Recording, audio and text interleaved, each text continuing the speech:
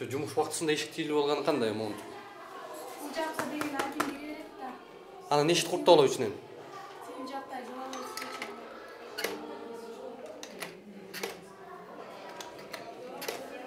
Ай, Чолпон эже, саламатсызбы? Ачып коесузбу эшикти? Влажный салфетка алып бердик, самын алып бердик, жидкий мыл алып бердик, бенигин алып бердик, салогун алып бердик. Ошолорду алып бердик, ата-энелер чогултуп. Бияка фондо сурады, анан берген жокпуз. Анан ошолорду айттык да, биз өзүбүз алып берип атсак, класска десек, ал балдарыңар үчүн кааласаңар алып бергиле, кааласаңар алып бергиле. Бизге 1900 сомду коюп койгула деп атат. Гөм менен сүйлөшүп атабыз. Биздин да мүмкүнчүлүгүбүз жок пока бергенге. Да бир балам садикке барат. Мен үйдө, балам менен үйдө отурам. Ата-энелерден сиз кандай акча чогултуп атпсыңарбы 1900 сомдон? Жок, ата-энелерден андай чогултуу деген вообще система бизде жок. Ата-энелер комитетинин башчысы, келиңиз бул жерге. Келиңиз. Бергениңиз кундузга канча? 500 болот абы? 500 сом. Кундуз чакырсаңыз? Ал сабак жүргөндө чакырып алдым. Кирип атат, баары. Сиз эмнеге сурайсыз бул ата-энеден? Эмне үчүн сурабайм? Сиз кимсиз сурагыдай? Мен охрана адам. Сиз охрана өзүңүздүн ишиңизди кылыңыз тек. Өзүмдүн ишимде чакырып атам да. Бул жерге ата-энелерди басып кылгыла. Мени коркутуп атат келип. Коркуткан жокмун мен эч кандай жерде. Мондай жагдайга кандай маани беришибиз керек?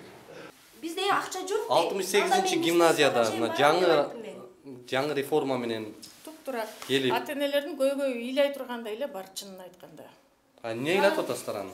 Эмнеге ыйлатып атасыздар? Кимди? Ата-энелерди. Ыйлашкан өздөрү канча жылдан бери. Кичине ыйлап Азыр эми келип, жок, азыр келгенден бери Соротойн деп атасыз? вообще аны жок кылып, жокко чыгара алып атабыз.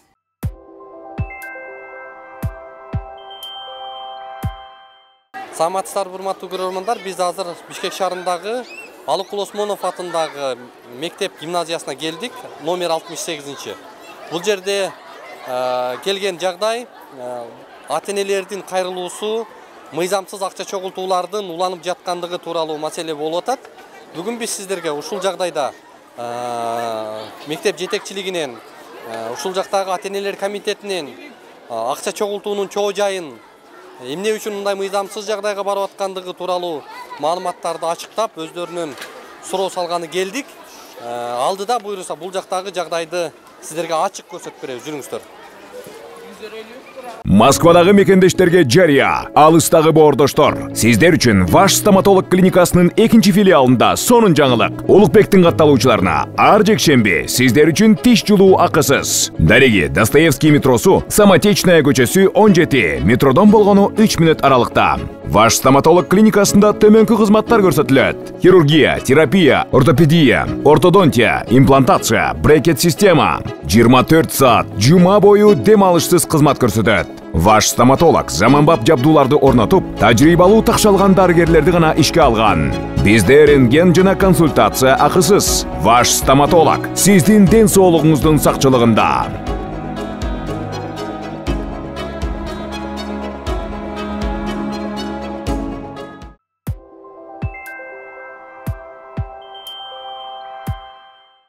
Саламатсызбы?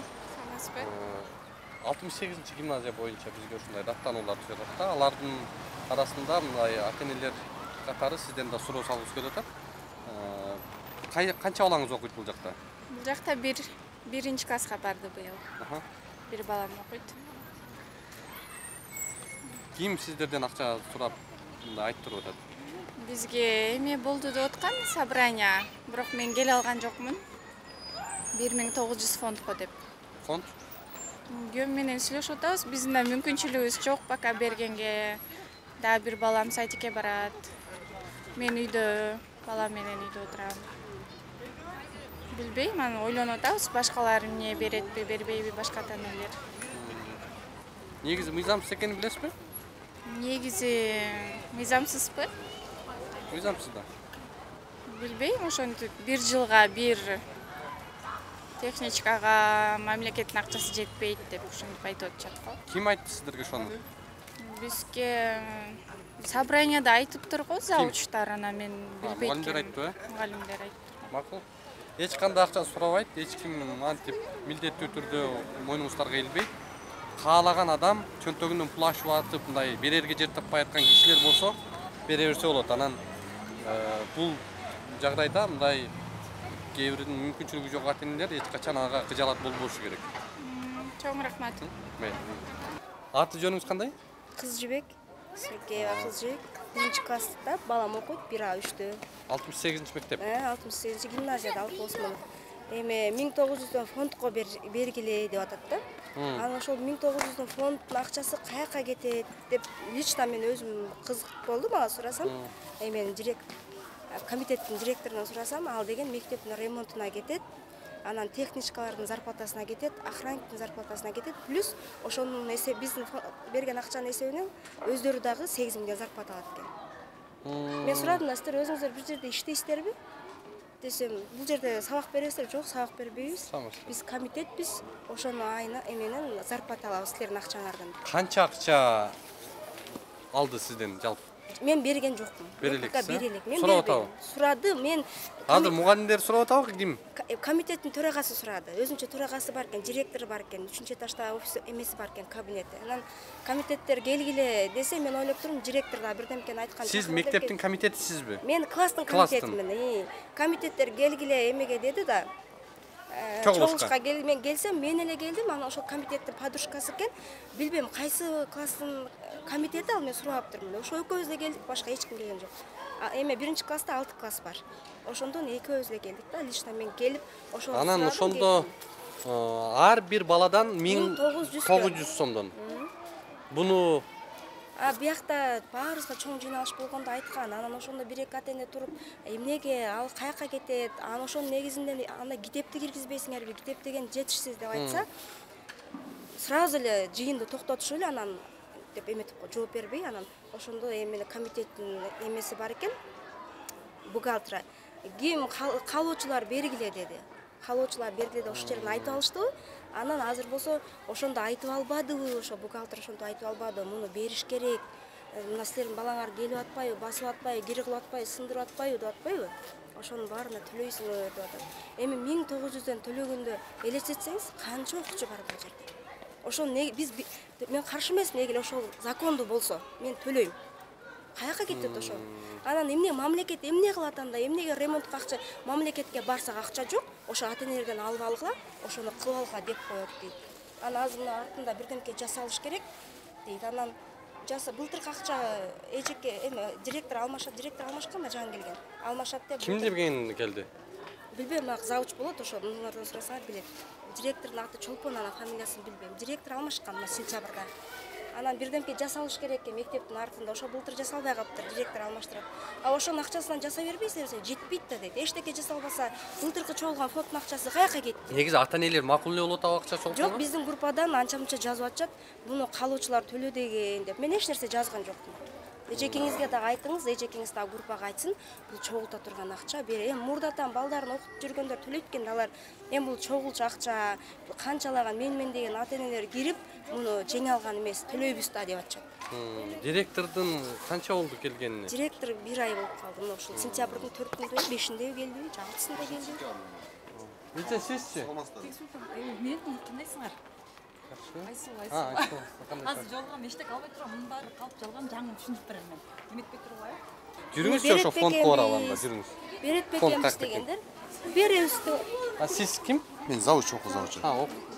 Ушул мектептинби? Ушул мектептин. Аты жөнүңүз ким? Турганбаев Бексултан Бактыбекович. Бексултан мырза, акча чогултуулар боюнча саламатсызбы? Канча акча алып кетти сизден?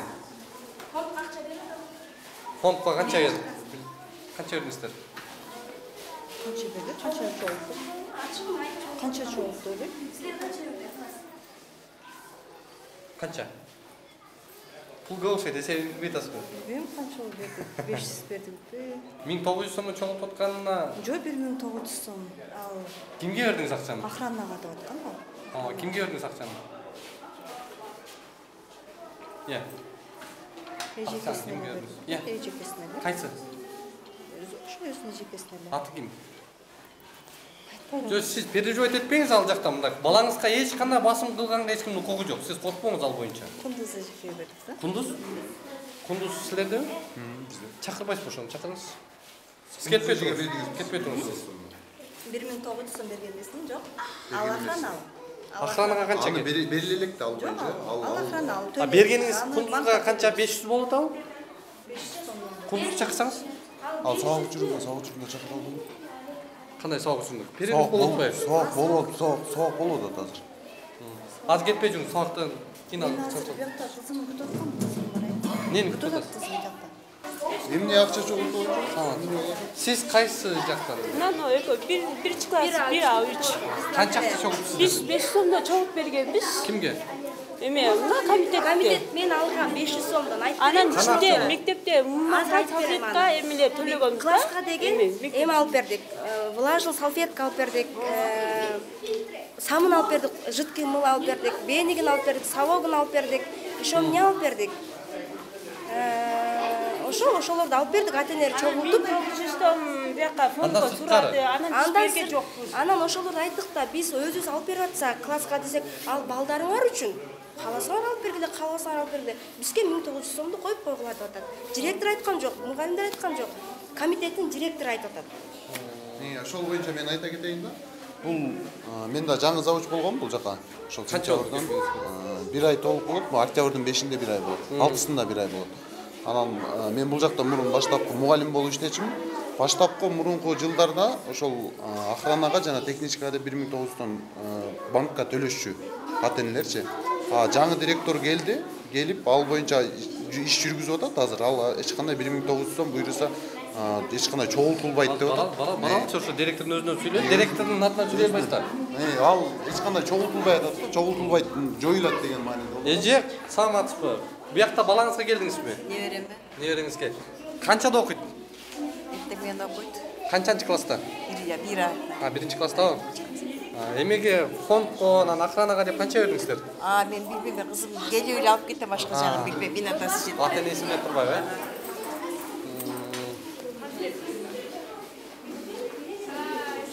Комитет каякта комитет? Комитет 3-этажда. Аты ким эле? Ой. Жок, силер эмнеге айтып атасыңар? Ошол жерде камерага айтып атасыңар. Жүрүңүз. Рұқсат бар кіргенге.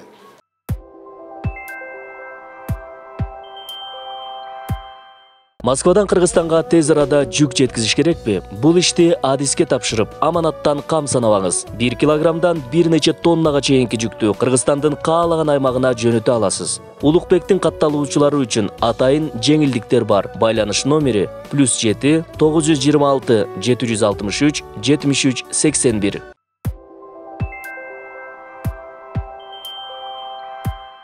Туш келди, көчөдөн келген адамды биз киргизе албайбыз да. Ал чынында бул жерде 2000ден ашык окуучу бар. Ал ошол класстын ата-энесиби, кайсыл жерде окуйт, эмне өзүнүн ошол тастыкташ керек. Эгерде мен ушул жерде окуйм, ата-энеси менен ушул баланын, анда ошол жерден класс жетекчисине айтат, ушул ата-эне анда киргенге окууга. Тастыктаса. Кайсы жерде жазылуу силерде? Кайсы жерде ата-энеси? Ал боюнча эч нерсе айта албайм, жазылган боюнча. Сиз мындай завучсуз да, сиз компетенцияңызга туура эле келген иштеп атасыз бу жерде? Иштеп атабыз. Эмне үчүн азыр мондай ойду тоону сүйлөп атасыз? Өзүңүздүн оюңузду айтып атасыз. Эмнеге ойду тоону сүйлөп? Сиз мамлекеттик кызматкерсиз да? Мамлекеттик кызматкер мыйзамда кандай көрсөтүлсө, ошол нерсени аткарышы керек. Өзүнүн оюн ал үйүнө барып алып айтат. Өзүбүздүн функциябызды аткарып атабыз. Келинчегине барып айтып берет оюн. Өзүбүздүн функциябызды аткарып атабыз. Кайсы жерде көрсөтүлгөн функцияларда ушундай? Бизде ушундай билдирилген, ошол тапшырма. Кайсы жакта билдирилген? Жок, тапшырма берилген, ошол функция. Каяктан берилген? Районодон берилген. Районодон кайсы приказ бар силерде? Эмне негизинде кыласыңар? Жөн эле айта берсе кыла бересиңер силер. Приказ директордон. Көрсөткүлөчү анда ошону. Каякта директоруңар азыр? Директор киргизе албайт. Мына урматтуу көрөрмөндөр, мына бул деген эмне деген, бул не деген норма, не деген тартип? Монтип киргизе албайм деп мектептин завучу айтып атат. Бул деген сөз кандай бааланыш керек? Урматтуу билим берүү министрлиги бул жагдайга кандай карайсыңар? Бул жаңы келген завуч экен азыр.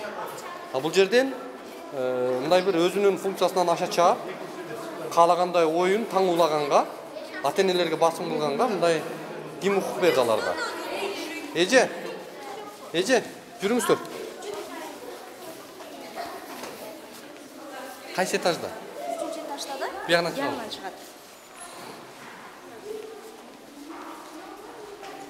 Қаяқ бір жаққа кіргізбейледі ма? Директорың кабинеті бұл? Қана директор қаяқта екен, жүрсіңіз?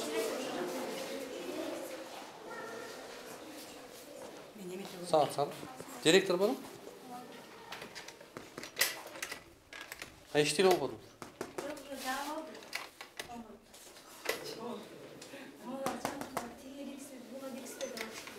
Direktör özünde öyle? Ya. Özünde жолугушуу болуп атат. Ha eşik değil olalım. Ya. Eşik değil olalım. Kim degen direktörün atı jönü kim? Рысбаева Чолпон Курманбековна.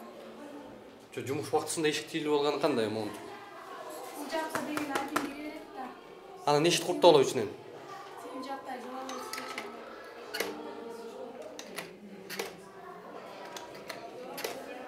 Ay Çolpon Ece, salamatsızbı, açıp koyuz beşikte.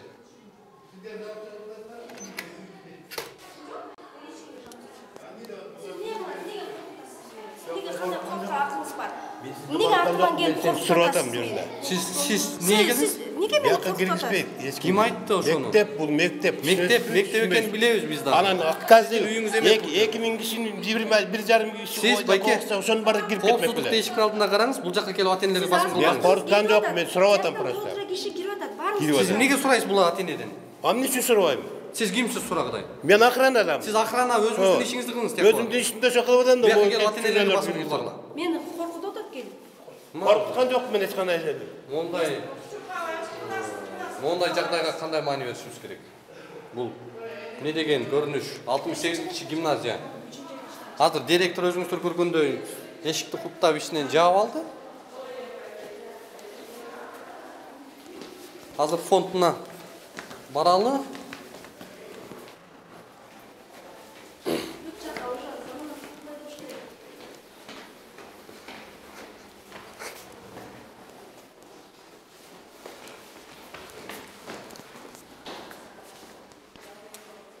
Фонд каяқта фонд?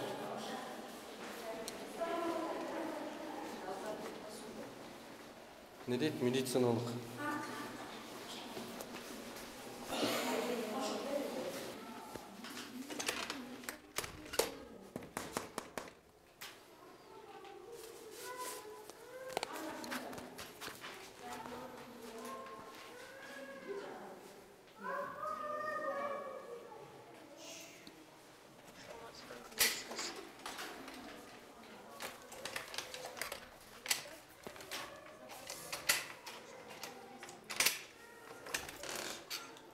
Саламатсызбы. Тынчылыкпы? Сизби директор? Ооба. А эмне эшик тилип алып атасыз? Биз биякта аябай бир чоң вопрос сүйлөшүп атканбыз балдардын коопсуздугуна байланыштуу. Коопсуздугуна байланыштуу маселе көрүп атасызбы? Азыр билесиңер да антитерроризм. Террористтер келип кетпесин деп коркуткан турбайсыздарбы? Апасын. Көп балада жоопкерчилик аябай чоң. Рахмат аныңызга эже. Бул ишигиз анын үстүндө жөн эле жабылбайт. Только илип жабыш керек. Кирип чыккандар көп. Анан кийин бияктан атайын кишилерди Алмаштырып койсо болобу ушуну? Могу жерлер сынып талкаланган эшик экен өзү дагы. Алмаштырып койсок жакшы болмок, бирок азыр Пул жок болот а. Пул көп экен го, канча сиз эми. азыр кечиресиз, 1-2 мүнөт кой турасызбы? Мен бияктагы кишини узатып алсам. Мейли. Завуч ичинде турбайбы? Бул жак байкем, бул жак охрананын начальниги. Охрананын начальниги? Так, анда мен сизге копия жасасам, Бул охрананын начальниги байке Саматовпу. Сиз биякта иштейсизби? Жок, охрана начальниги. Кайсы? Биздеги мектептеги Объектиден. Аты жөнүңүз кандай? Ермек. Менин атым Улукбек байке, журналистмин. Сиз могу жакта кызматкерлериңиздин мындай бир компетенциясы, өзүнүн функционалдык милдети баарына мындай жетиштүү эле маалымат бересиңерби? Жылдан бери иштешет. Азыр келип мондай ата-энелерге басым кылып аткандыгына эмне дейсиз? Жок, басым кылбайт. Биякта именно родительский комитет бар да. Только родительский комитеттер кирет. Аларга эч эме жок. Тыюу салынган ата-эне кирбейби бияка? Ата-энелерге эми көбүнө киргизилбейт. Баласы кандай сабак окуп атат, эмне болуп атат? Ачык сабактарга кирсе болобу? Ал болсо мугалим менен чалышып чыгарып. Жок, биз охрананын функциясын сурап атабыз. Ошо ата-энелерге чалып, анан чыгып. Ата-энелер да киргизбейби ошондо кандай? Жок, ата-энелерди ата-энелер келген ата-эне звонок кылып, анан киришет. Эме боюнча, айлык акы боюнча кандай сиздерде? Айлык акыны ким берет? Айлык акы Азыр бияктан сурап алалы. Башкармалыгы бар, Азыр жерде жайгашкан бүт суроонун баарын ошол жерден. Жок, азыр бул жактан сурап алды эми, жетекчи сурабайбы. Балдарыңыз кандай айлык алат? Каяктан айлык алат? Айлыкты ошо агентстводан алып. Агентство. Ата-энелерчи? Билбейм ата-энелерди. Ата-энелерден чогултуп турган охранага беребиз. Аны билбейм, биз чогултпайбыз. Договорунда. Жок. Ата-энелерден албай турбайсыздарбы? Эже? Ата-энелерден сиз кандай акча чогултуп атпсыңарбы? 1900 сомдон. Жок, ата-энелерден андай чогултуу деген вообще система бизде жок. Ата-энелер комитетинин башчысы. Келиңиз бул жерге, келсеңиз. Вот, тынчыраак. Бул жак кабинетиңизге эле кирип алалычы? Эч кандай ата-энелерден чогултуу деген жок. Кабинетке эле кирип алалычы, тынчыраак. Сиздерде кайсы мыйзамда көрсөтүлгөн акча ата-энелерден чогултуу охранага же тазалыкка же тамакка жалпы эле ушул мектептин кем карычына? Бизде мектептеги болгон Аты жөнүңүз таанышып коюңуз. Чолпон Курманбековна. Атымды жашынакай билип эле келдиңиздер. Бизде мектептин көйгөйлөрүнө тийиштүү болгон бүт каражаттардын баары мамлекет тарабынан каржыланат. 5-сентябрда ушул жумушка биринчи жолу келдим. Жаңы келдим, конкурстан өтүп келген директормун. Андан бери ошо болгон нерсенин баары тең мамлекет тарабынан каржыланат. Ошондой эле түшүндүрүү иштери жүрүп атат. Буга чейин ата-энелер эмне акча чогултушкан, эмне кылышкан маалыматым жок. Фонд болгон күнү дагы быйыл ал фондду жоёбуз деген максаттарды коюп иштеп келатабыз. Калганы кандай эми сизге мындай жалганбы же мындай токубай эле бул эже ата-энелер комитетинин төрайымы экен. Жок, төрайым эмесмин. Комитет. Үчтүн комитет болом. Бир класстын. Эже жаңы келди быйыл. Анан келери менен 6-7-синде бизге эме кылды, чогулуш кылды, 1-4-кө чейин. Анан ошондо комитеттин төрагалары чыгып айтышты. 1900 фондко бересиздер деди. Анан кайра колумду көтөрүп сүйлөй албай калдым. Жогору жактан бир эки ата-эне айтты.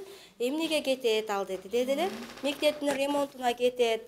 Могу окшогон кагаздарга ручка, бор, короче мектептин эмне болсо ошонун баарына кетет. А мамлекет эмне кылат? Мамлекет эч нерсе бербейт. Силер деген бизде эч нерсе жок. Ата-энелерден чогултуп ошону бүтүрүп алууга деп айтат деди. Бул эже айткан жок. Мен кече эменин комитеттин төрайымынын сөзүн айтып атам. Канчасын айтып атат? Кечеки сөзүн айтат. Булар андай бергиле деп айтканда эмнеге беребиз дегенде жанындагы эмекен ал бухгалтер айтты. Ким кааласа берсин деп атпайбы? Эми ошо менен биз кеткенбизби? 30 күнү комитеттерди эмеге чакырды собранияга. Мен жалгыз эле келдим. Мен жумушум бар, кичинекей балам бар, таштап коюп жалгыз эле келдим. Мен 3-4кө чейин күтүп отурдум, ата-энелер келсе собрание өтөт деп. Эч ким келген жок. Аны эже эмне сөз эле айтыңыз, мен кетем десем, ошо 1900төн сиздер дагы айтып, ата-энелерге түшүндүрүңүздөр. Ошол жерде эмне үчүн экен ал? Мектептин ремонтуна экен. Сынган айнекке, бузулган эшикке, анан плюс техничкалардын зарплатасы, анан кийин охранниктердин зарплатасы. Анан мен макул анда мен айтам группама жазып коем, мен каршы эмесмин. Эгер закондуу болсо мен каршы эмесмин деп эле кеттим да группама мен жазган жокмун. Потому что мен өзүм төлөгүм келген жокмун. 1900 кайка кетип атат. Плюс жылдын аягында биз 500 сом беребиз. Садикте деле берип келгенбиз ремонтко. Бул жерде деле беребиз. Ал акчанын баары кайка кетет? Мамлекет эмне кылып атат? Бул мамлекеттики мектеп. Туура, мен дагы ошол 6-сентябрь күнү чогулуш болгондо ошондой бар экендигин ошондо биринчи уктум. Бирок андан бери фондду жоёбуз деген үстүндө баарыбыз иштеп келатабыз. Бул ата-энелерди көрөм. Жок, качан жоёбуз деп айттыңыз эле? Кечээ сурап тургу. Жок, ошол собрание болгон күнү дагы закондоштурулмайынча биз эч кандай андай чогултуулар болбойт деп айтылган. Анын баарын тең бизде да доказательстволор бар. Эч кандай эчтеке биз сураган эмес да жок. Бул министерствого кетти, каралат же азаят, же көбөйөт деп айткан. Анан бул каралды. Жоюлбайт деген сөз болгон жок. Закондоштурулмайынча эч кандай фонд болбойт дегенбиз. Бизде бул ата-энелерден тышкарыда башка ата-энелер бар. Бүт баар менен сүйлөшүп, бул силердин нерсе. Мен аны даже билбейм. Мектептин администрациясы эч кандай фондко кийлигишкенге акысы да жок. Биз аны деген даже кийлигишпейбиз. Мына жапжакшынакпай өзүңүздүн функцияңызды билет экенсиз. Вообще биз аны деген билбейбиз дагы. Эгерде ошондой ата-энелер бир кыжаалат боло турган суроолор болсо, биз андан көрө жок кылып салабыз деген сүйлөшүүлөр жүрүп жатат. Мен сурадым. Десем, аны мен ушул эже жаңы келген. Мен аны билбейм. Ага мен вообще аралаша албайм деди. Директор катары биз сизден уккубуз келет да. Десек, мен аны билбейм деди. Бирок директордун комитет эмесинин төрагасымын деп кече чакырып атпа, төрайымы. Чакырып атпайбы бизди. Анан мен аны сурадым, сиздер каяктан зарплата аласыздар? Экөөңүздөр иштейт экенсиздер, сиз бирдемкеден сабак бересиңби? Жок, биз ушул жактан 8 миңден зарплата, 8 миңге иштебейт да алар. 8 миң иштебейт. Кайга түшүп атат акча? Сиз билдиңизби? Туптура ата-энелердин айткан көйгөйдөй эле бар. Туптура. Бирок биз ошол фонд деген ким, аны ким иштетет, кандай кыласыңар? Биз аны жокко чыгаралы. Чыгарып бергиле, бизге мектепке, биздин администрацияга фонд боюнча вообще келип суроолорун бербесин деген маселе көтөрүлдү. Всё. Анан 2 жыл мурда иштеп кеткен бир тааныш кызым бар, ошол жерде уборщица болуп иштеген. Сен канча алат элең, если не секрет, айтчы десем, мектеп мага 6 миң берчи. Ана фонд ата-энелердин фондунун эсебинен 2,5 миң берсин. А фонддон болсо биз 7 миң беребиз, мамлекет 7 миң берет, ошентип булардын зарплатасы 14 миң деп атат. Ушу баленин баары ошо фонддо болуп атат да. Адамдарды алдап 2 жыл мурун мектепке жылтоо. Сиз жаңы келип туруп анан жаңы конкурстан өтүп мындай тазараак баштасаңыздар болбойбу? Мен келип туруп ошо бир чоң жаңылык киргизейин деп атам да, ошо фондду вообще жоюп жокко чыгарам. Анан эже бир жакка барыптыр, акча бергиле деп барыппатыбы директор. Барды, анан акча жок, ата-энелердин алабага деп жөнөтүптүр деп атат. Саламатсызбы, сиз мектептесизби? Качан келесиз? Ушул жанагы фондду жоюу боюнча сиз менен да сүйлөшүп атпадык белек, жокко чыгаралы деп. Ата-эне, бул ата-эне. Жанагы фонд маселеси боюнча сиздер менен сүйлөшүп, силер баягы күнү дагы жокко чыгарышыбыз керек дегенде каршы эмеспиз, келгиле ошону өзүңөр жасагыла, биз эч кандай кийлигише албайбыз азыр дебедик белек. Сиз ошол маселе боюнча бүгүн эртерээк келсеңиз жакшы болмок экен. Азыр канча убакытта келе аласыз?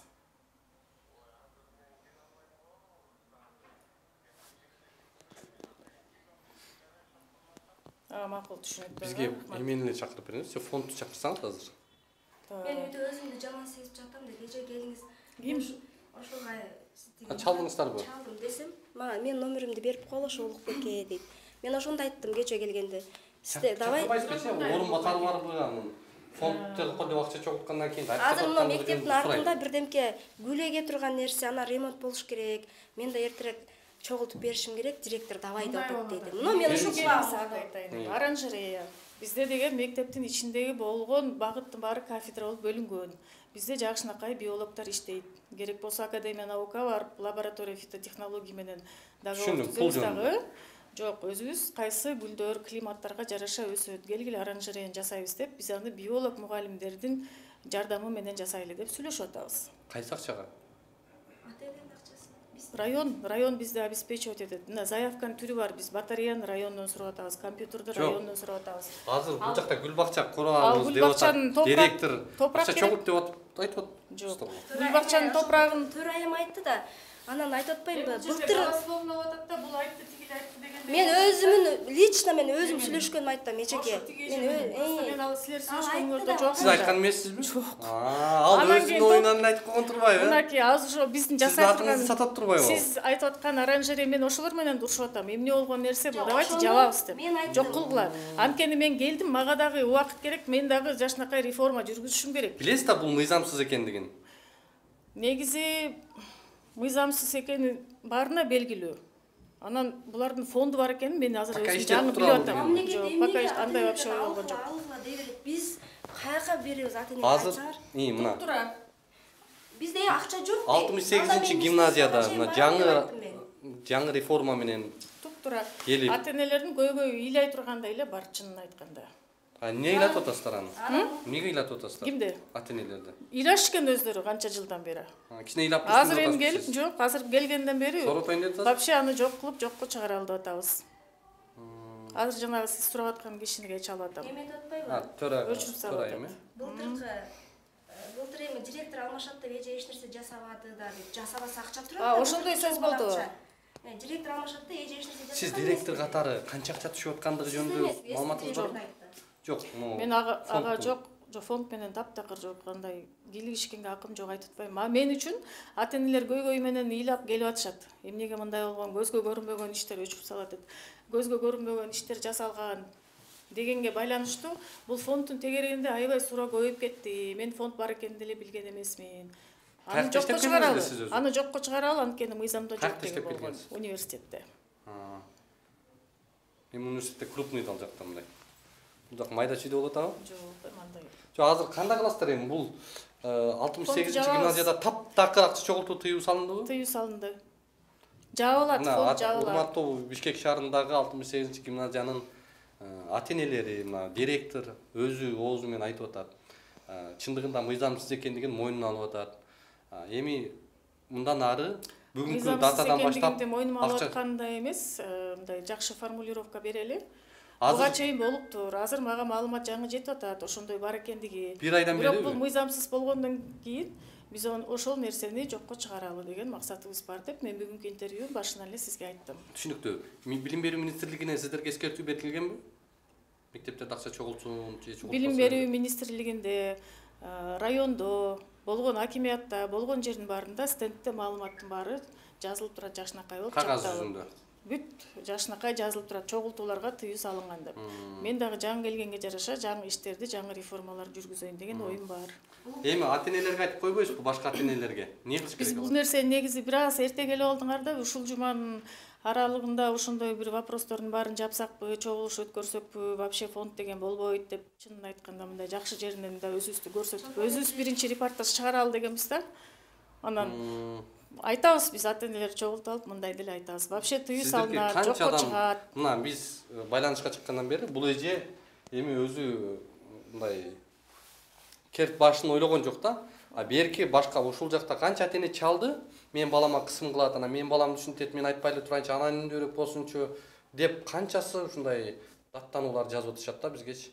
Анан эми негизи эле урматтуу ата-энелер эч качан эч ким сиздердин балдарыңыздарды эч бир жерде басым кылып сиздерге андай бир коопсуздугуна же башкасына мындай сабак өтүүсүнө балдардан бөлүп же наркы берки кылганга укугу жок.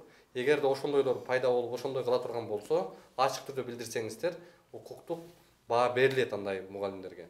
Бирок эми бул жерде эми ушул ата-эне окутсун, балам окусун деп ушундай бир ниет кылып келип атат. Анан бул мектептерде жалаң ушундай биз го мына баягы ооруканаларда ушундай ашмалтайды кичине токтотконго жетиштик. Эми мектептерде да ошол көрүнүш. Туура айтасыз. Чогултуп атасыздар. Биз келгенден бери мугалимдер менен билим берүү эмес, только жанагындай акча чогултуу менен гана. Мен жаңы келгенден бери мугалимдер менен чогулуп, билим берүү деңгээлин жогорулатуу үстүндө гана иштин баарын жүргүзөлү. Бизде негизи 2300гө жакын окуучу окуйт. Ошо 2300 окуучунун 2300 ата-энеси ар бир баласын бизге аманат катары тапшырып, ошо эртеден кечке чейин сабак алган. Окусун деп жиберип атсаңар силер. Анан биз дагы ошентип алардын убалына калбайлы, келгиле билим деңгээлдерин көтөрөлү деген иштердин үстүндө иштеп атабыз. Анан биздин маалыматыбыз жок болгон, жаңы билип аткан фонд жөнүндөгү маселени аны биз уже жаап атабыз. Мектепте жанагындай тартиби жок, көчө балдары деп койчу эле го мурда ошол мектепке келип алып налог салып ар бир балага коркутуп өзүнөн ылдый класстарды акча чогулткан норма бар эмес беле? Эми ушул мугалимдерге өтүп алыптыр да азыр ар бир класска акча чогултуруп. Эгер силер 1900 сомдон ата-энеге бербесеңер, вдруг мектептин бир жери бузулуп калса, мектеп жабылат, балдарыңарды чыгарат. Эми ушул боюнча мамлекет акча бербейби? Аны үчүн мамлекет бар. Аны үчүн мамлекет бар. Эмнеге антип атасыздар? Коркутуп атат. Мен мына биздин ата-эне айтып атат жаңы эле, бул эженин оозунан эчтеке чыккан жок деп атат. Мен жалгыз болдум эжеке. Анан өзүнүн подружкасы бар экен. Мен ошо директор кылат дегенен, директор ошол бирдемке айтат окшойт. Мен да ата-энелерге группадан жеткизейин деп келдим. Келсем жалгыз эле отурдум. Өзү да айтсын. Анан бир подружкасын звонить этип чакырды. Ал подружкасы экен кайсы эменен группа класстын ата-эне эмеси комитети билбейм. Анын экөөздөрүнчө сүйлөшүп, анан мен ошону уктум, чыгып кеттим. Эмне үчүн мен ата-энелердин группасына жазышым керек? Мага маалымат берип туруп ошол жерге мондай болуп атат десеңиз, мен ошол жерден эле анан ошол эжеге айттым. Хорошо, мен Улукбекке жазгам, ал келем деп атат. Баткенде жүрөм деген, бошолсо келет. Сиз ушуну законный түрдө ушул акча бияка көрсөтө алам, пожалуйста, келсин деген. Мына өз аралыгы. Ал көрдүңүз, өчүрүп койду. Ал деген ошо ата-энелер өздөрү түзүп алган бир уюмдун ичинде болуп жаткан нерсе. Ошол нерсе бул түздөн-түз мектепке байланыштуу администрацияга сөз тийип калбасын деген максатта жокко чыгарыш керек дегенге барып атабыз. Жокко чыгарыш керек деп атса, ал эмнеге сурап? Ошон үчүн сиз ошол моментте бизди чакырсаңар жакшы. Топтолгон акчаларды кайра кайтарып береби анда? Бериш керек, булар өздөрүнүн акчасы да. Ал бизде эмес. Бизде эмес, бизге берген жок. Бизге вообще айтып атам, маалыматым да жок ал боюнча. О, акча чогултуп турго, мен азыр уктум деп койбойсузбу? Эми 5-сентябрдан бери кантип эми жок баарыбыз эле көрүп атабыз, билип атабыз, эми акча Жок. чогултуп ачык болуп атпайбы? ошон жокко чыгаргыла деп далилдеп бере турган ата-энелер. 68 мына ата-энелерге эмне деп айтасыз эми? Ата-энелерге негизи жанагындай чогулуш иретинде жакшы маанай менен айтып, биз да ошонун үстүндө действительно реформа жүргүзүп атабыз деген чогулуш өткөрмөкпүз. Эми азыр эгерде экранга айткыла десеңиздер айтабыз, бул деген эч кандай законго туура келбейт. Акча чогултуу дегендер токтотулат. Эгерде буга чейин болуп жүрсө, анын күнөөсү менде эмес, аны баарыбыз сопсону түшүнүп жатабыз. Бирок мындан ары мыйзам чегинде эмес болгон каражаттардын баарын чогултууга тыюу салынат. Фонд, андан башка кандайдыр бир нерселер бар болсо, анын баары тең жабылат. Биз чогулуш болгондо айтмаппыз, негизи биз чогулуш Эч өткөргөндө бир команда бербейсиз ата-энелерге, жанагы комитеттерге мындан кийин. Команда берилген эмес. Берилбейт да мындан кийин. Даже Тыюу салып. Буга чейин мен жетекчиликке келгенге чейин кандай команда болгон ата-энелер өздөрү барып колун коюп жүрүп кандай иштерди кылып жүргөн мен үчүн ал маалым эмес, бирок мен келгенден бери ошондой жаңылыктар киргизилет. Могу жакта эмне деп турат? Могулар эмне?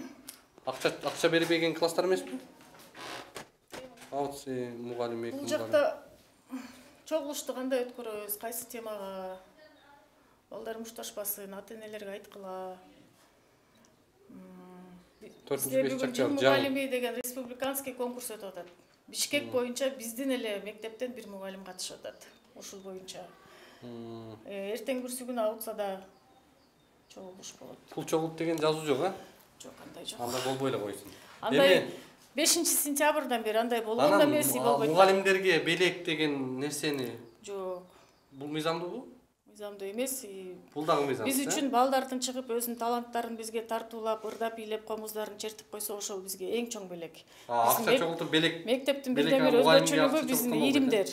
Иримдер менен эле биз мактанып жыргап ошого эле отурабыз. Балдар бизде балдар ар тараптуу өнүгөт мектепте. Китептерге кандай болуп атат? Китепти арендага берип. Китеп маселеси, аренда маселеси бул мыйзам чегиндеги болуп аткан иш.